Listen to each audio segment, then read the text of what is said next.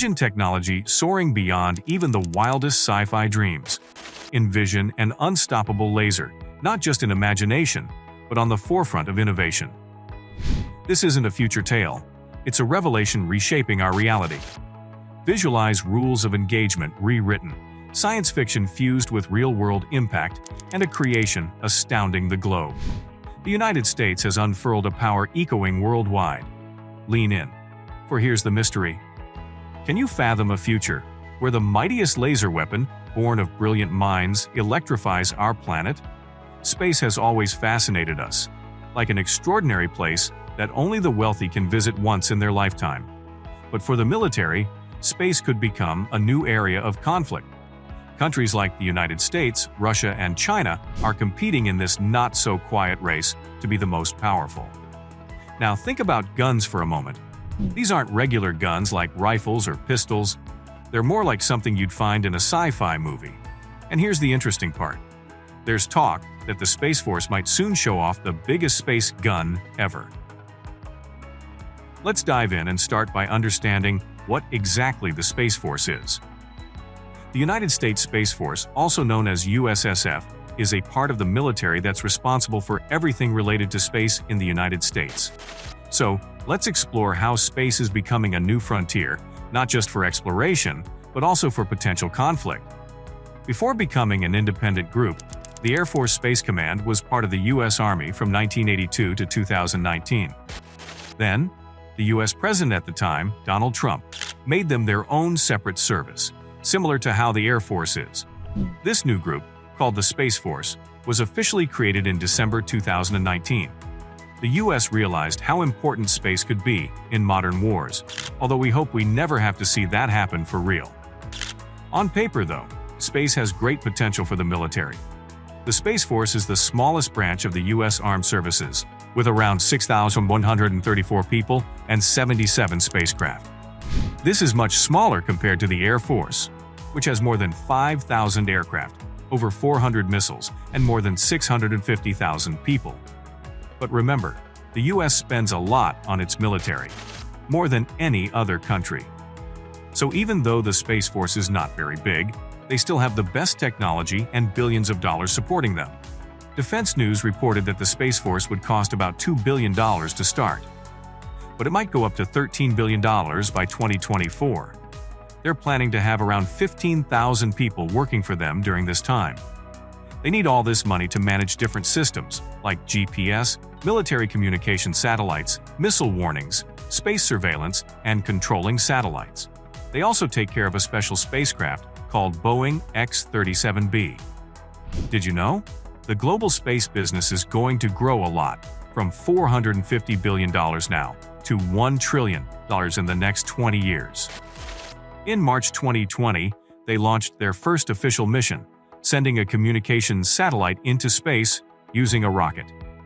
Then, in 2021, the Space Force launched its first tactically responsive launch mission, putting a satellite called TAC-RL-2 into space. This shows they're ready for events not just far away in space, but also closer to Earth. The Space Force might be the United States' answer to a possible satellite war with China and Russia. China sent an experiment satellite named Xi'an into space in 2013. It moved close to another satellite and followed it. A company called AGI was watching and was surprised because the smaller satellite kept disappearing and coming back on their radar. These radar systems are really strong and probably not having technical issues. They later realized that the Xi'an satellite had special arms that grabbed the smaller satellite and pulled it away from its orbit. Then they put it back again. The Chinese government admitted to this but said they were only researching and cleaning up space debris. But even if they say that, no big government would feel comfortable with these abilities. Because, regardless of what China says, they're developing a satellite that can go to other satellites and remove them from space. Now, Russia has something similar called the Kamikaze, officially known as Cosmos 2499.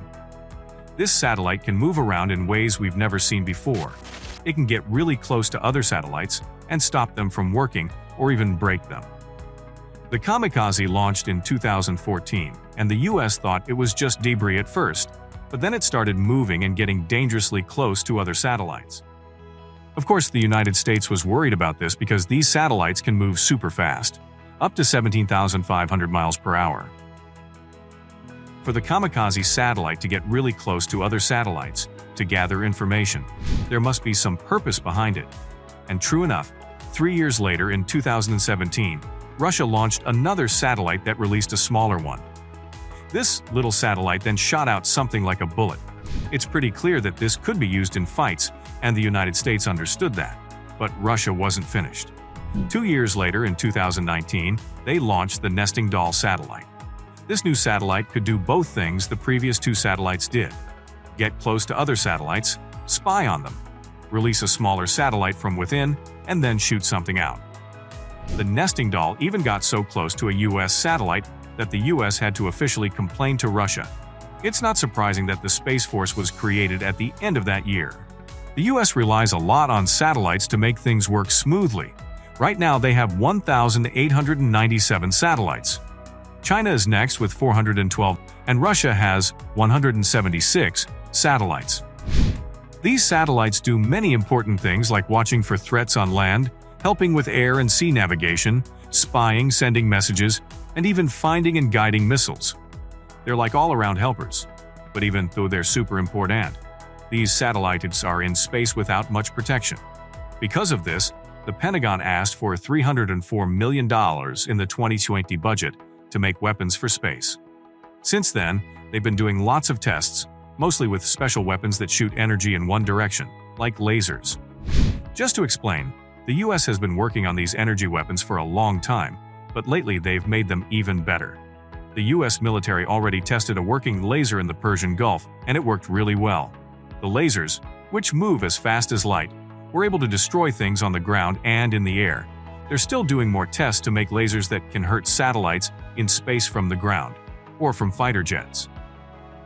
The Air Force has a program called Self-Protect High-Energy Laser that cost $155 million.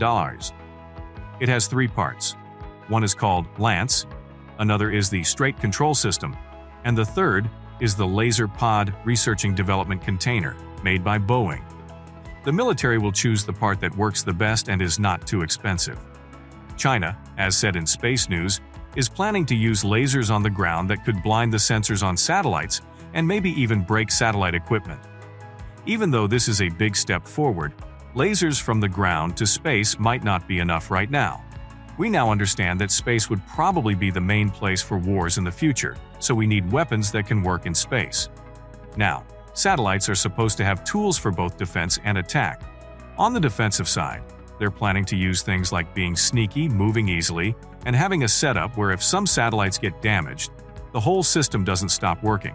They're thinking of launching 1,300 satellites with this plan. For attacking, they're looking into putting lasers on satellites. These lasers could blind the sensors on other satellites and break their equipment. But even though we're making good progress with lasers on Earth, it's not the same in space. The satellites move really fast, almost 20,000 miles per hour, so it's hard to aim lasers at them perfectly. But it's not impossible. Russia has already designed a spacecraft called Helios that can carry a super strong laser. It's a kind of laser that's really powerful and can shoot for a long time. Now, imagine weapons on satellites that can shoot from space to the ground. It sounds really scary, right? But there's a rule that stops countries from making these kinds of weapons. It makes sense, because what used to be only in science fiction stories is becoming real. No lasers are now being used in space. We hope these lasers will never have to be used, and they might just show how smart humans are to aliens. But there's a chance they might be needed because there are lots of satellites worth a ton of money up there, and they're not protected from attacks. This needs to change, and it looks like the United States, Russia, and China are taking the lead.